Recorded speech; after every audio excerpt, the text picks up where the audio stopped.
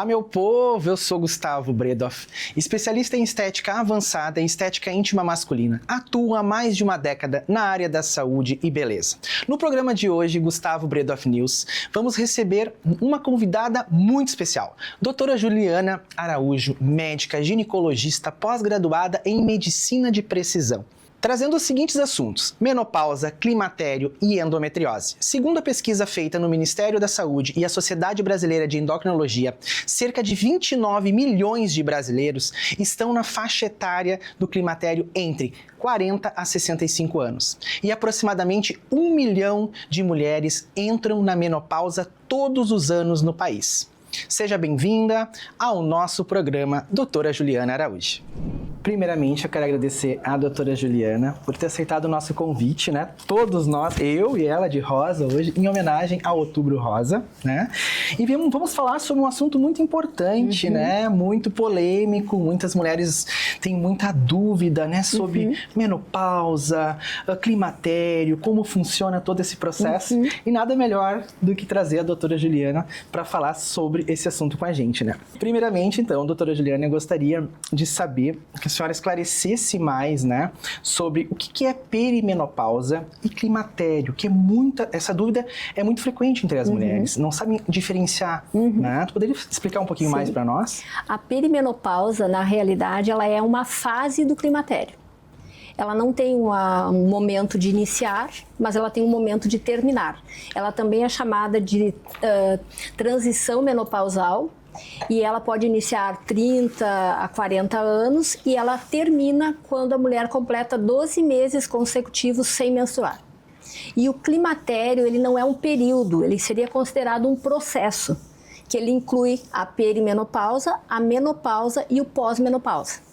Então, antes se falava até 65 anos. Como as mulheres estão vivendo muito mais tempo, então não tem um tempo definido. Então, ao invés de ser um período, ele é um processo que engloba essas outras fases. Até a próxima pergunta que eu ia te fazer era qual idade, né, que se entra na perimenopausa. Então, tu já deixou um pouco... A maioria acaba sendo a partir dos 40. Abaixo dos 37, ela pode ser considerada menopausa precoce, né? Mas tem mulheres que já começam com declínio hormonal a partir dos 30. E muitas mulheres apresentam sintomas como falta de memória, dores musculares, os chamados fogachos, né? Que são terríveis, né? Elas comentam muito isso também, como eu trabalho na área da estética, eu acabo tendo esse contato diretamente com a mulherada, né? Porque automaticamente elas sempre relatam isso pra gente, né? E quais os sintomas, assim, que podem aparecer nessa etapa? Os principais sintomas nessa fase de perimenopausa, que é antes de chegar à menopausa, seria... serão as alterações menstruais. Então, as pacientes podem ter ciclos mais curtos, menstruar a cada 15, 20 dias, ciclos mais longos, atrasos menstruais de 2, 3, 4 meses, porque ela pode entrar em menopausa, então ela fica nesse período perimenopausa, ela está 10 meses sem menstruar. Menstruou, ela continua em perimenopausa. Então, além disso, nós podemos ter... Eu tenho um e-book que eu escrevi sobre... Tem mais de 80 sintomas. Olha em que eu só. Coloquei ali como manejar cada um deles. Então, eu vou citar alguns. Tem um que ficou famoso na época do Covid, que antes era só na menopausa que a gente tinha, chamado Brain Fog. Chama-se nevoeiro cerebral. Eu estou falando, passa uma nuvem, que mesmo que eu estava falando, isso é muito comum nessa fase. Pode ter uma outra, né, que elas acham que não estão muito bem da cabeça, que chama-se labilidade emocional. Tem umas que saem totalmente fora da casinha. E tem outras que ficam mais para depressão e às vezes ficam bem, daqui a pouco está irritada, briga com alguém, chora, se arrepende. Então, essa fase, eu acho que talvez seja um dos mais desafiadores sintomas que elas não sabem lidar, porque ela muda, é outra pessoa, né? Aí pode ter também dores articulares, dores no músculo. Às vezes ela diz, doutor, tá me doendo a carne. Porque ela não sabe se é o músculo, se é o osso, o que é. Então é mialgia, artralgia, cansaço, a diminuição da libido já pode começar nesse período. Ela pode ter dor de cabeça, ela pode ter pele mais seca, cabelo seco, a pele vai envelhecendo, né? Ela começa a baixar a autoestima, ela começa a ter vontade às vezes de ficar sozinha, começa a ter mais depressão, mais desencadear sintomas, por exemplo, paciente que já tem algum histórico de bipolaridade, mas que está sob controle, que podem desencadear sintomas piores nessa fase. Tá, e a parte relacionada à mulher também perde, né, o apetite sexual nessa fase, né? Tu comentou. E como assim, tu poderia explicar melhor? O que ela poderia fazer para melhorar ou para tentar mudar isso? Aqui eu tenho um parênteses. O que acontece? Nós temos a mulher que ela já vem da vida dela reprodutiva usando algum método contraceptivo que diminui a libido. Então ela não vê a diferença, ela simplesmente passou de uma fase para outra e a libido dela está zerada. Os relacionamentos, os filhos saíram de casa, o relacionamento, às vezes o marido e a mulher eles se perdem como casal, então a libido também está comprometida. Então eu ficaria naquele caso da paciente que o relacionamento está bom, ela já não usa nada que atrapalhe, porque como a sexualidade, a libido ela é multifatorial, né, que vai desde a maneira como o homem falou com ela durante o dia, já muda, né, a libido na hora que vai ter a relação.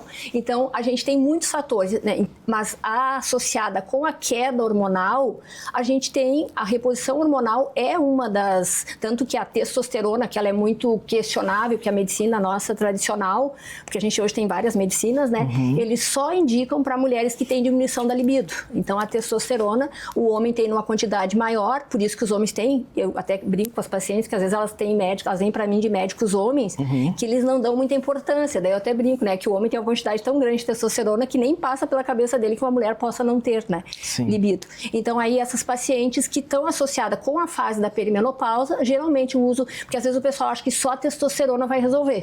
Se a gente não regular o estradiol, a testosterona não vai funcionar. Então tem outros hormônios, não somente a testosterona que tu regula. A libido. E a testosterona que se utiliza hoje, no caso da mulher, não é injetável? É injetável? Depende? Não, na verdade, assim, a mulher a gente tem que tomar muito cuidado, né? Hoje está bem desafiador a gente fazer medicina e eu cada vez me convenço mais, né? Que o tempo vai passando, agora no final do ano eu faço 30 anos de formada e eu estou pelo menos uns 28 fazendo isso.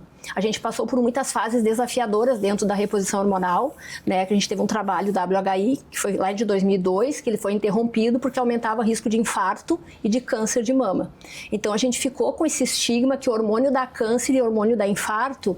Então tiveram muitas mulheres que perderam a fase de usar o hormônio por medo. E aí, nesse meio tempo, o que começou a acontecer? Começaram a entrar outras profissões também prescrevendo hormônios. Então, hoje, a gente está com, por exemplo, tem uma outra profissão, tipo dentistas, por exemplo, que estão prescrevendo doses de testosterona exageradas, assim, tipo 200 miligramas, que é uma dose que às vezes tu nem usa para homem nessa dose, com mulheres usando. E aí tu não sabe a médio e longo prazo que impacto isso vai ter na saúde, né? Então a testosterona, quando ela é bem indicada para paciente certa, na dose certa, pela via certa, ela é espetacular. Na orientação certa, na orientação certa. Porque às vezes até no modo de passar, né? Certeza. O paciente às vezes passa e passa a mão em outro lugar. Porque o injetável, hoje, tem colegas usando, né? Então tem colegas usando, por exemplo, o que tem que tomar cuidado? A testosterona, ela aromatiza, que a aromatase é uma enzima em estradiol. Então, muitas vezes as pacientes têm medo de câncer de mama por causa do estradiol e usa testosterona em dose alta. Então, essa testosterona, ela também pode aromatizar, que tem que cuidar no homem também, né? Porque às vezes o homem usa testosterona em dose alta e começa a ter o quê? Peito de mulher, barriga de mulher. Por quê? Porque ele está aromatizando em estradiol. E aí a gente tem técnicas que a gente usa para que isso não aconteça. E tem alguma idade que se inicia essa reposição hormonal ou qualquer idade tu pode? Depende. O que acontece? Como a gente falou antes na data que entra em perimenopausa, então, por exemplo, eu não preciso esperar a paciente entrar em menopausa. Se a paciente já está ali com atrasos menstruais, já tem sintomas de declínio hormonal, eu já posso começar com uma dose baixa. E é essa paciente que vai se beneficiar para não ser aquela que vai ficar maluca lá quando chegar a menopausa. Que é isso que eu venho fazendo com as minhas pacientes. A impressão que a gente tem é que parece que quando chegou naquela fase ali, estamos em menopausa, viramos a página e continuamos com a vida praticamente igual. Por quê? Porque a gente já vem devagarinho usando dose, porque o ideal é a gente usar uma dose minimamente, que ela seja o mínimo possível, mas efetiva para resolver o sintoma da paciente, né? Então, hoje a gente tem pacientes mais jovens, por exemplo, que usam testosterona para halterofilismo, para ganhar mais massa muscular, que não é reconhecido pela nossa sociedade, né, de endócrino, de gineco, né?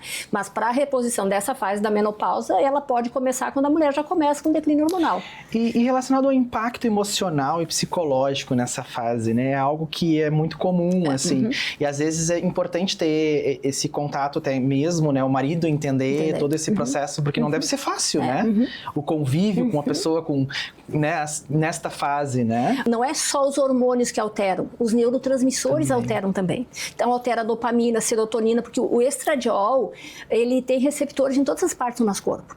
Então, nessa fase, as alterações que acontecem é também consequência dos neurotransmissores. Então, muitas vezes, se tu usa o hormônio, tu evita que a paciente precise usar um antidepressivo, que pode impactar na libido depois, né? Então... Que loucura. Bom, a conversa está boa, né? Mas vamos fazer uma pausa e voltamos após os comerciais.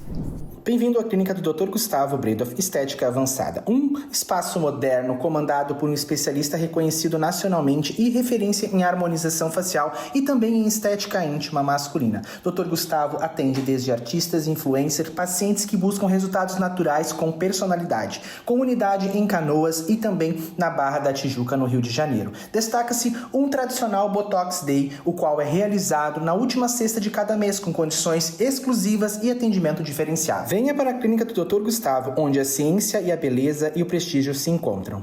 Hoje eu vou apresentar para vocês a nossa unidade Microsul aqui em Sapucaia.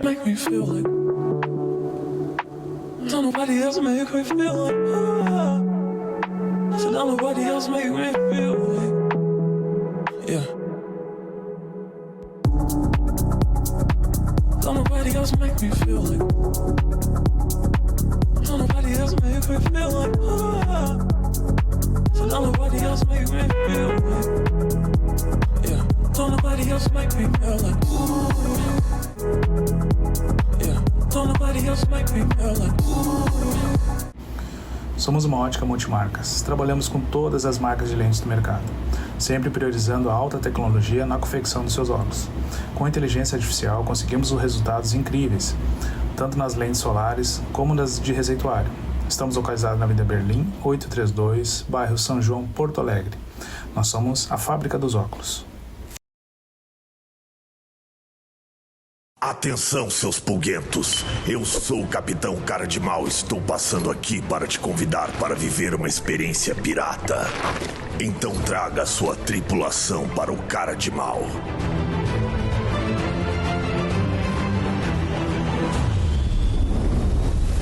Poderia ser só uma pizzaria temática, mas isso é Cara de Mal.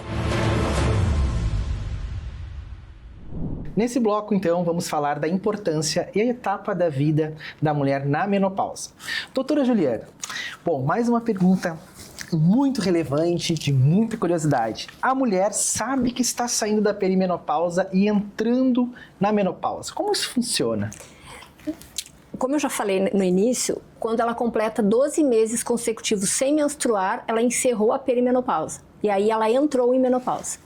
E a menopausa, ela dura esse ano seguinte e mais um. E depois a gente volta para o climatério pós-menopausa. O que é um cuidado que nós temos nesse período ali da perimenopausa? Enquanto a mulher estiver menstruando, eu até brinco com elas, né, que eu só garanto que elas não vão engravidar, porque é um receio que muitas têm, porque acontece gravidez nessa fase, é quando ela fica um ano sem menstruar. Aí a gente garante que ela não engravida. E ela acaba tendo um pouco mais de tranquilidade, porque tem muitas que ainda querem manter o método contraceptivo depois, um pouco mais, para garantir que ela não vai engravidar. Mas quando completa um ano, normalmente a gente tem um exame chamado FSH, ele acima de 40 já é considerado falência ovariana, mas eu com 40 eu não libero elas, eu libero só quando completa um ano. Olha só. E quais são os sintomas mais comuns na fase da menopausa? São mais ou menos os mesmos que a gente falou antes na perimenopausa, só que com mais intensidade. E tem uma situação que eu costumo chamar de menopausa invisível. Então, quem assiste meus vídeos já vai escutar essa frase minha, que eu falo tanto na menopausa quanto na endometriose: felizes as que choram, porque essas serão consoladas. Porque a mulher que não sente nada, porque ela pode passar por essa fase sem sentir nada.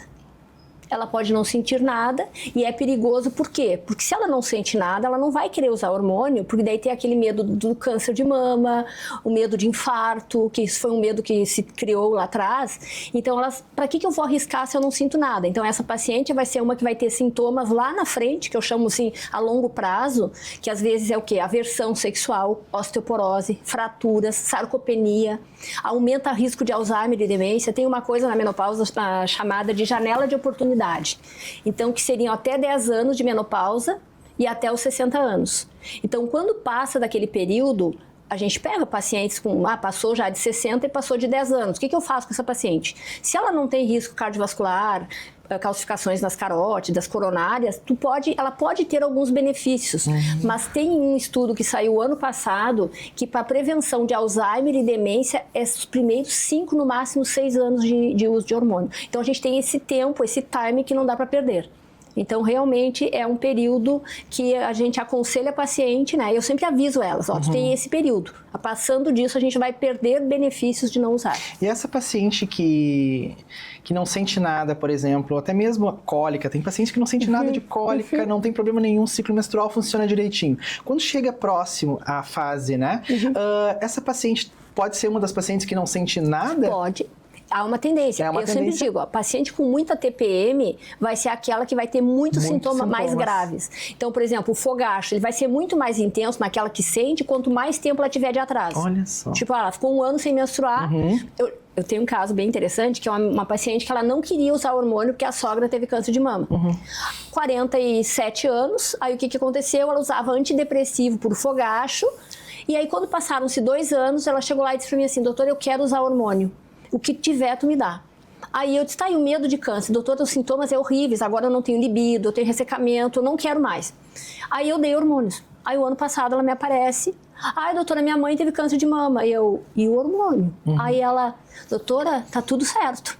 Então aí tu vê que quando o sintoma é muito acentuado, o medo cai fora. Então, na verdade, a gente tem, é tudo individualização de casos. Outra coisa, muitas mulheres reclamam de acúmulo de gordura no corpo, né? Esses sinais acontecem por quê nessa fase? Vocês já devem ter ouvido, né, que a hormônio engorda. A primeira coisa que os pacientes, doutora, hormônio engorda, daí eu brinco, se ele não engordar, mas der um câncerzinho, tá tudo bem, eu brinco com elas, né? Porque às vezes a preocupação é mais com o peso do que com o risco do câncer. Então, normalmente na fase reprodutiva, o estradiol, ele tem receptores, o alfa, o beta, e ele tem receptores nas células da gordura, que são os adipócitos. Então, ele tem uma distribuição de gordura onde? Em nádegas e na parte femoral, que é a coxa. Aí, quando a gente entra na menopausa, o que vai acontecer? Com a queda do hormônio, os receptores, eles ficam menos sensíveis, e aí a distribuição da gordura, ela passa do subcutâneo e vai para o visceral. Aí é que a gente acaba tendo um risco grande de aumento de doenças cardiometabólicas, né? Aumenta, a mulher que não usa hormônio, antigamente achava-se que podia dar infarto, e aí se viu que não, que as mulheres que não usam, então a proteção cardiovascular seria nos primeiros 5 anos, e esse lance da mudança da gordura da subcutâneo para o visceral seria um fator de risco importante. E nessa fase também você faz o controle, recomenda a parte de exercício físico e controle da alimentação para as pacientes também? O que acontece? Eu, como atendo paciente a longo prazo, eu digo que a menopausa é um momento que todas nós vamos passar, não tem como fugir dela. Ela não é uma doença, mas como tudo na vida que for planejado, o resultado será melhor. Tu vai fazer uma viagem, vai engravidar, se tu planejar, vai dar tudo certo. A menopausa é a mesma coisa. Então, se eu tiver essa paciente já fazendo exercício, cuidando da alimentação, com peso ideal, essa paciente é uma paciente muito mais tranquila para usar hormônio, com menos riscos. Por exemplo, todo mundo acha que hormônio, cigarro, dá câncer. Mas a maioria não fala no álcool. Sim. O álcool, eu, por exemplo, eu já contraindiquei o uso de hormônio em paciente que usa usuária de uma quantidade maior de álcool. Por quê? Porque o álcool tem um metabólito chamado acetaldeído. Eu brinco que eu tô virando enochata em relação a isso, né? Que as pessoas dizem, doutora, mas é só uma tacinha, é só um vinhozinho. Então fica no diminutivo, como se fosse algo, né, que não... Porque tu vai fazer uma festa, qual é a primeira bebida que tu pensa? É o álcool. Então são fatores, então não é só o exercício, então é a alimentação, isso aí já tem que estar vindo de antes, porque daí a paciente, eu digo que usar hormônio é por merecimento. Porque a obesidade hoje, ela é um fator importante para câncer, né? De mama, principalmente, que é o que a gente tem uma incidência muito grande. A gente está no Outubro Rosa, a gente acaba falando sobre isso, certeza. Né? Então, a gente tem que ter todas essas... Isso aí é o que entra, que um dia desse a gente vai conversar sobre isso, dentro da epigenética, que é o estilo de vida. É o sono, que a melatonina ela é antioxidante, anticancerígena. Então, tudo isso, sono, exercício, atividade física, evitar o mínimo, né, de drogas possível, né? Então, tudo isso faz parte de que tu tenha um resultado excelente com menos riscos, né, no tratamento. Bom, mudando um pouquinho de assunto, assim, perguntando um pouco o que é a endometriose. Muitas pessoas têm dúvida, não sabem o que é, por esclarecer um pouquinho para nós. A endometriose, eu sempre digo, ela é uma doença benigna, com comportamento meio estranho, que poderia até ser considerado maligno. A endometriose, ela é um enigma. Ela tem várias teorias que tentam explicar o porquê que ela acontece.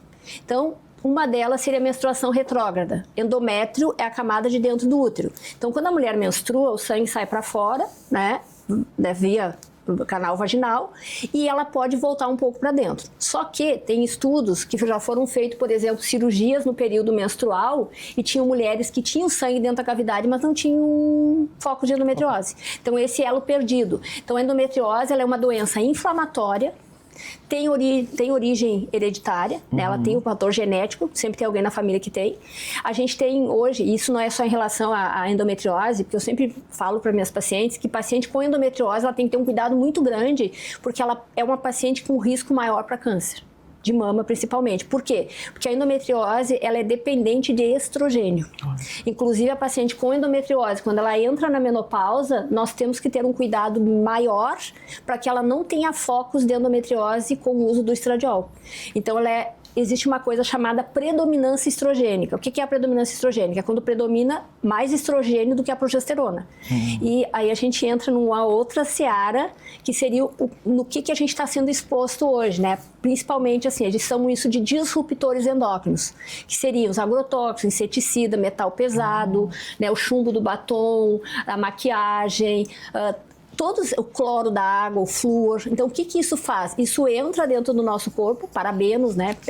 Pela pele, respiratório e oral, e eles se ligam nos receptores hormonais. E eu sempre brinco que o receptor de estrogênio ele é um receptor promíscuo, né? Porque qualquer um desse disruptor que entrar, vai aceitar.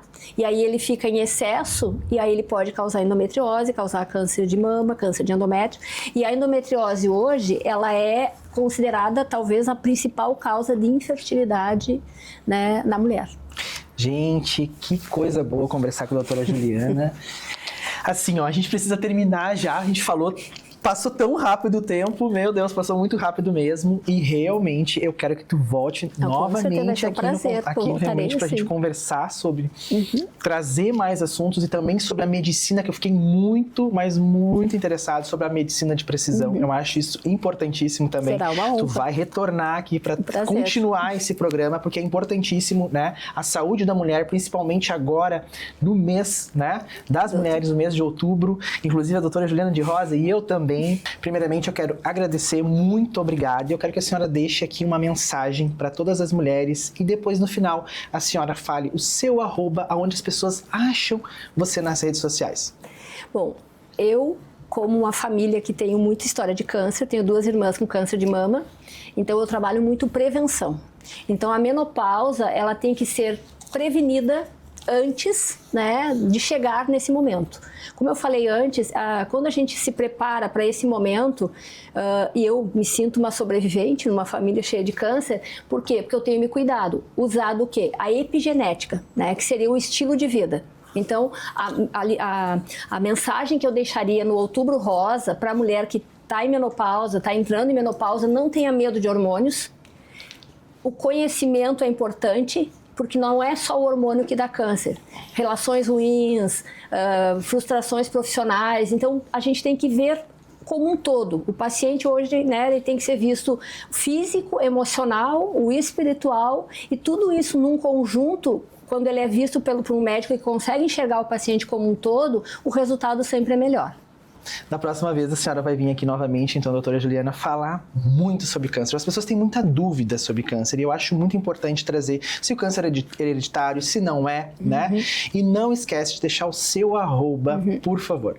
Meu @ é médica Juliana Araújo, tem bastante postagem no Instagram e daí tem todos os endereços onde eu atendo. Quem tiver interesse também sobre esses assuntos que nós falamos hoje, tem bastante coisas lá. E para você que está assistindo ao programa, espero que tenha gostado da entrevista, dos temas abordados hoje. E se ainda não me conhece o meu trabalho, te convido a me seguir no Instagram, @dr.gustavobreda. Te espero na próxima semana com mais informações e novidade. Até lá!